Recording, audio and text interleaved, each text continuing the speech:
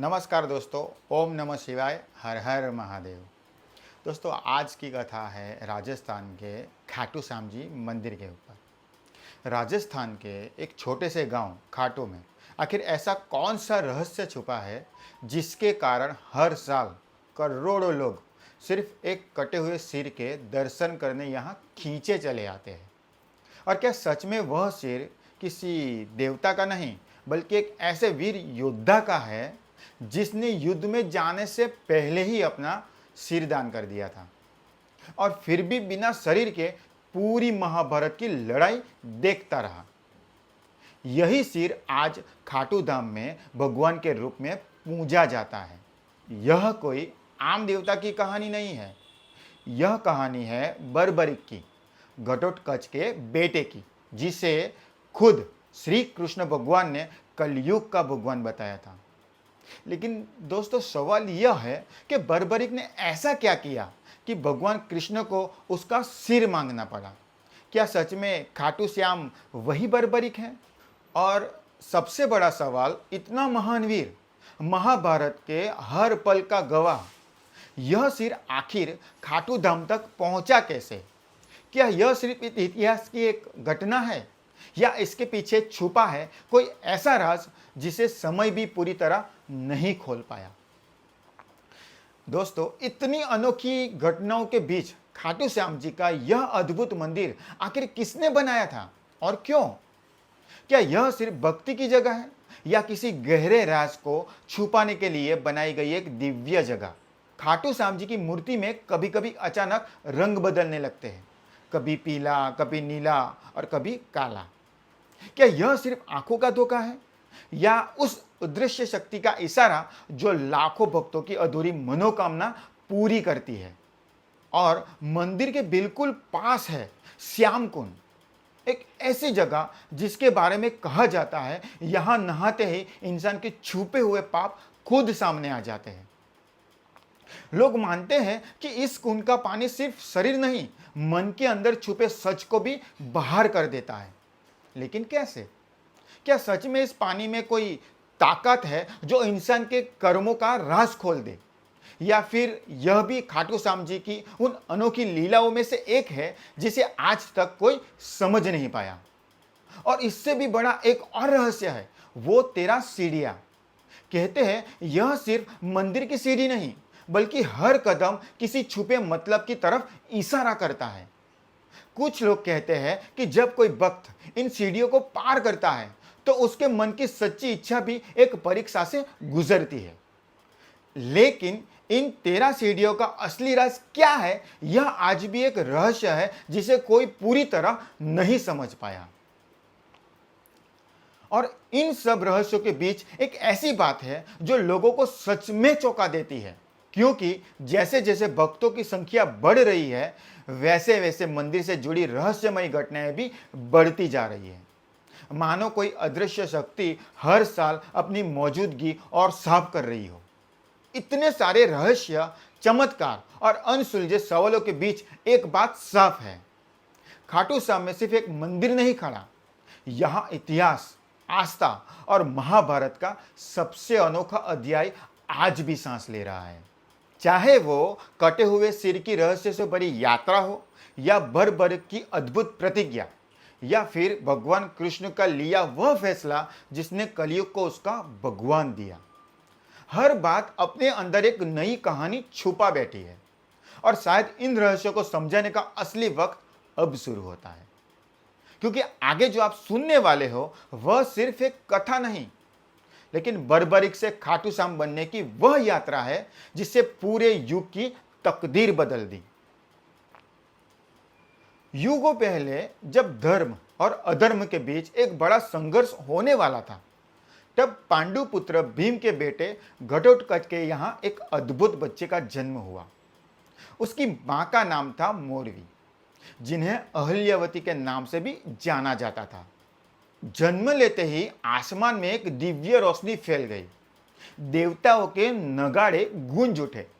यह बच्चा था बर्बरिक, एक ऐसा वीर जिसकी ताकत और बहादुरी की बात आज भी होती है। बर्बरिक के आते ही प्रकृति में एक नए चमत्कार हुए। पेड़ पौधे फूल सब खुशी से भर गए। नदियां मीठी धुन बजाने लगी, जानवर और पशु पक्षी सब नाचने लगे। यह सब इशारा था कि कोई दिव्य आत्मा धरती पर उतरी है। बचपन से ही बर्बरिक में गजब की ताकत थी। सिर्फ महज 5 साल की उम्र में बर्बरिक ने एक हाथी को अपनी मुट्ठी भर ताकत से रोक लिया था। 10 साल के होते होते उन्होंने एक दिन में कई राक्षसों का वध कर दिया था। बर्बरिक की मां ने अपने बेटे को एक बात सिखाई थी कि हमेशा याद रखना बेटा, सच्चा धर्म यही है कि हारने वाले की मदद करो और जो कमजोर हो, जो अकेला हो, जो मुसीबत में हो, उसका साथ देना ही सबसे बड़ा धर्म होता है। बर्बरिक ने इन शब्दों को अपने दिल में बसा लिया था। वह जानता था कि उसकी ताकत का इस्तेमाल कमजोरों की रक्षा के लिए होना चाहिए। 15 साल की उम्र में बर्बरिक ने कठोर तपस्या की।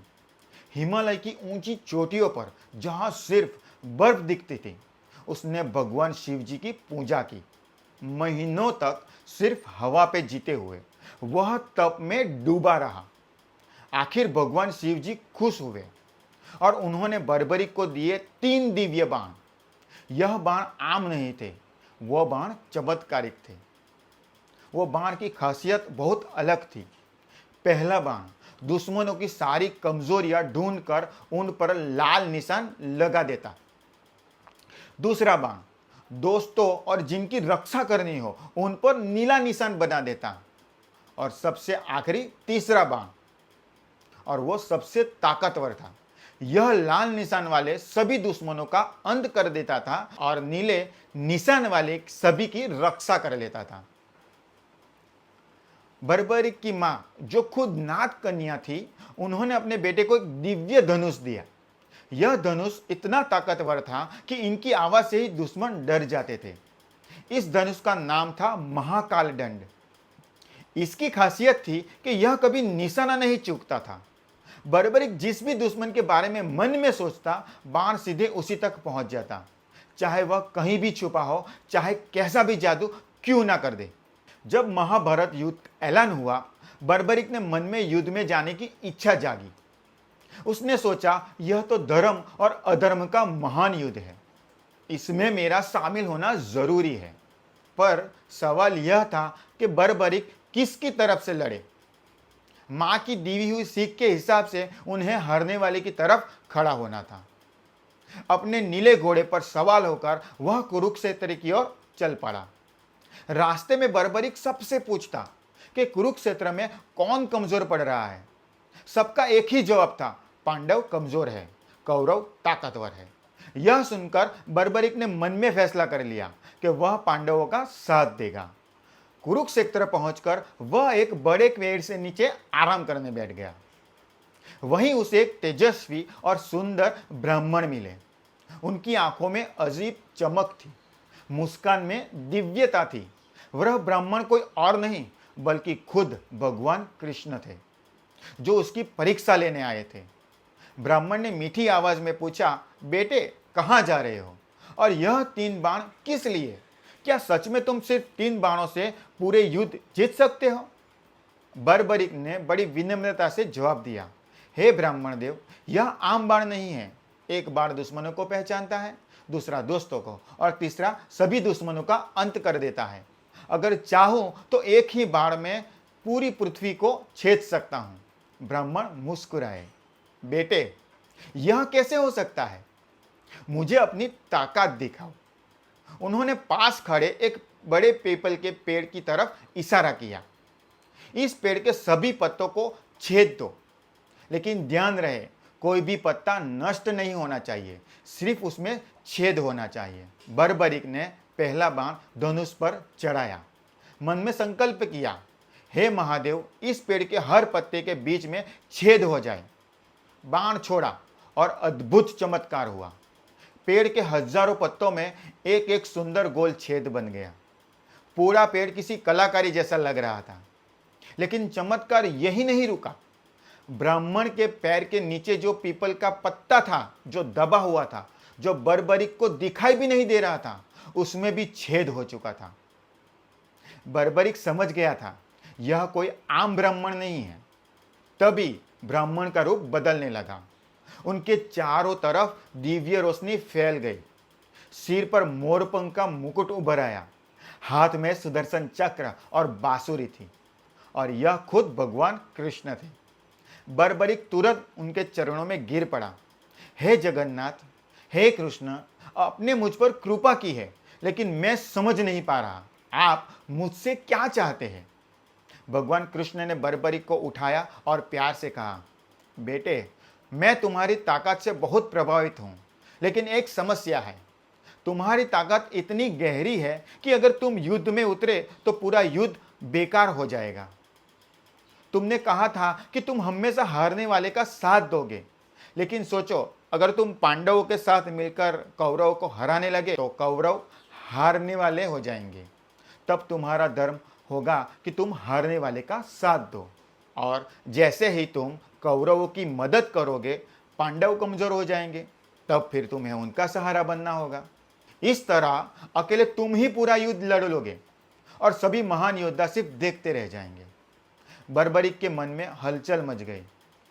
उसे समझ आ गया कि भगवान सही कह रहे हैं। उसकी ताकत सच में इतनी बड़ी थी कि वह अकेले ही युद्ध का नतीजा बदल सकता था।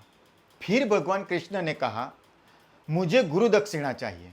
बर्बरिक ने कहा, प्रभु, आपकी आज्ञा मेरे लिए सबसे ऊपर है, कहिए आपको क्या चाहिए। तभी भगवान कृष्ण ने कहा कि मुझे तुम्हारा सिर चाहिए। यह सुनकर एक पल के लिए बर्बरिक का चेहरा धीमा पड़ गया। मन में कई विचार आए। युद्ध देखने की चाह, वीर की तरह मरने की इच्छा, नाम कमाने का सपना, सब कुछ एक पल में धुंधला पड़ गया। लेकिन तुरंत ही उसके चेहरे पर शांति लौट आई। गुरु का आदेश उसके लिए सबसे बड़ा था। बर्बरिक ने मजबूत आवाज में कहा, प्रभु, आपकी इच्छा ही मेरा आदेश है। मैं अपना सिर जरूर अर्पित करूंगा, लेकिन मेरी एक विनती है। कृष्ण बोले, क्या चाहते हो तुम? बर्बरिक ने कहा, मैं युद्ध देखना चाहता हूं। अगर मेरा सिर कटने के बाद भी युद्ध देख सके तो मेरे जीवन का मकसद पूरा हो जाएगा। भगवान कृष्ण खुश हुए और बोले, तथास्तु। तुम्हारा सिर न सिर्फ युद्ध देखेगा बल्कि युद्ध की पूरी कहानी भी समझेगा। और सुनो, कलयुग में तू मेरे नाम से पूजे जाओगे और तुम्हें श्याम नाम से याद करेंगे। इतना सुनते ही बर्बरिक ने अपनी तलवार निकाली और भगवान कृष्ण के चरणों में झुकते हुए कहा, हे कृष्ण, यह सिर आपके चरणों में समर्पित है, कृपया इसे स्वीकार करो। एक ही बार में बर्बरिक ने अपना सिर अलग कर दिया। आसमान से फूलों की बारिश होने लगी। देवताओं के नगाड़े गूंज उठे और एक दिव्य रोशनी चारों दिशाओं में फैल गई। कटा हुआ सिर जमीन पर गिरा, लेकिन उसकी आंखें खुली रही, चेहरे पर तेज बना रहा। भगवान कृष्ण ने उस सिर को उठाया, कुरुक्षेत्र के युद्ध के क्षेत्र के पास एक ऊंची जगह पर रख दिया, जहां से पूरा युद्ध दिखाई दे रहा था। 18 दिन तक चले महाभारत के युद्ध में बर्बरिक का सिर सब कुछ देख रहा था। उसने देखा कैसे एक एक करके महान योद्धा गिरते गए। उसने भीम की बातों की सेज देखी, अर्जुन का पराक्रम देखा, कर्ण का बड़ा दिल देखा, द्रोणाचार्य का बलिदान देखा, लेकिन सबसे ज्यादा उसने देखी भगवान कृष्ण की लीला। कैसे वे हर पल धर्म की रक्षा के लिए युद्ध को दिशा दे रहे थे। युद्ध के बाद जब पांडवों में झगड़ा हुआ, सबसे बड़ा योद्धा कौन था? तब भगवान श्री कृष्ण ने कहा कि बर्बरिक के सिर से पूछो, उसने पूरा युद्ध देखा है। बर्बरिक के सिर ने जवाब दिया कि प्रभु, मैंने देखा कि युद्ध में सिर्फ आपका सुदर्शन चक्र और द्रौपदी के बाल ही असल में काम कर रहे थे। चक्र दुश्मनों का नाश कर रहा था और द्रौपदी के बाल धर्म की रक्षा कर रहे थे। बाकी सभी योद्धा एक जरिया थे। यह सुनकर सबको समझ आ गया कि युद्ध का असली संचालक भगवान कृष्ण थे। युद्ध खत्म होने के बाद बर्बरिक का सिर रहस्यमय तरीके से गायब हो गया। कहा जाता है कि वह सिर आसमान के रास्ते उड़ता हुआ राजस्थान की दिशा में जा पहुंचा। सदियां बीत गई, कलयुग का असर बढ़ने लगा, धर्म का पतन होने लगा, अन्याय फैलने लगा, लोग दुखों में घिसने लगे। तब भगवान कृष्ण के दिए हुए वरदान का वक्त आ गया। राजस्थान के बहुत अच्छे ब्राह्मण पंडित सोमदत्त को एक रात एक अजीब सा सपना आया। सपने में एक दिव्य पुरुष प्रकट हुए। उनके तेज से पूरी जगह रोशन हो गई थी। उन्होंने कहा, मैं बर्बरीक हूं, महाभारत का योद्धा। कलयुग में लोग मुझे श्याम नाम से पूजेंगे। तुम कल सुबह नगर के बाहर पीपल के पेड़ के नीचे खुदाई करो, वहां तुम्हें एक दिव्य सिर मिलेगा। अगले दिन पंडित सोमदत्त अपने साथियों के साथ वहां पहुंच गए और खुदाई शुरू हो गई। कुछ ही देर में मिट्टी से रोशनी निकलने लगी। जितनी गहराई बढ़ती गई उतनी रोशनी और तेज होती गई। आखिरकार एक अद्भुत सिर मिला जो मानो जीवित प्रतीत हो रहा था। आंखें बंद थी, लेकिन चेहरे पर अलौकिक शांति छाई थी। सिर से चारों तरफ दिव्य रोशनी फैल रही थी। जैसे ही सिर को बाहर निकाला गया, आसमान में इंद्रधनुष निकल आया। फूलों की बारिश होने लगी और हवा में मीठी ध्वनि गूंज उठी। पंडित सोमदत्त ने उस सिर को एक पवित्र जगह रखा। उसी रात उन्हें फिर सपना आया। इस बार खुद भगवान श्री कृष्ण सामने प्रकट हुए। उन्होंने कहा, बेटे, इस दिव्य सिर को यहां नहीं रखना है, इसे खाटू नाम की जगह पर ले जाओ। वहां एक पवित्र कुंड है, श्याम कुंड, वही बर्बरीक का असली धाम होगा। पंडित ने पूछा, प्रभु खाटू कहाँ है? भगवान कृष्ण बोले, तुम बस सिर को लेकर चलो, जहां यह रुकना चाहे वही इसका धाम होगा। अगले दिन पंडित सोमदत्त ने उस सिर को एक दिव्य आसन पर रखा। यात्रा शुरू हुई। रास्ते में जो भी इसके दर्शन करता उसके दुख दूर होने लगे। बीमार लोग ठीक होने लगे, परेशान लोगों को चैन मिलने लगा। कई दिनों की यात्रा के बाद जब एक बहुत सुंदर जगह पर पहुंचे तो सिर अचानक इतना भारी हो गया कि उसको 1 इंच भी आगे नहीं बढ़ पाए। सब समझ गए कि यही उसका धाम है। वही पास में एक प्राकृतिक कुंड था। पानी बहुत साफ और पवित्र था। आसपास के लोग उसे श्याम कुंड के नाम से जानते थे। उस वक्त खाटू गांव पर राजा रूप सिंह चौहान का राज था। जब उन्हें इस अद्भुत सिर की खबर मिली, वे तुरंत दर्शन करने पहुंच गए। सिर के दर्शन करते ही राजा के मन में गहरी भक्ति जाग उठी। उन्हें वही एक शानदार मंदिर बनाने का संकल्प किया।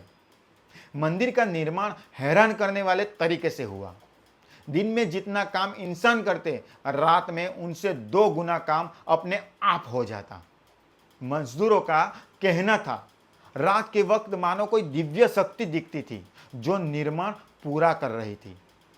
जब मंदिर बन के तैयार हुआ और उस पवित्र सिर को वहां स्थापित किया गया, तब पहली बार भव्य आरती हुई। राजा रूप सिंह चौहान ने खुद वो आरती उतारी और आरती के बीच में अचानक एक और चमत्कार हुआ।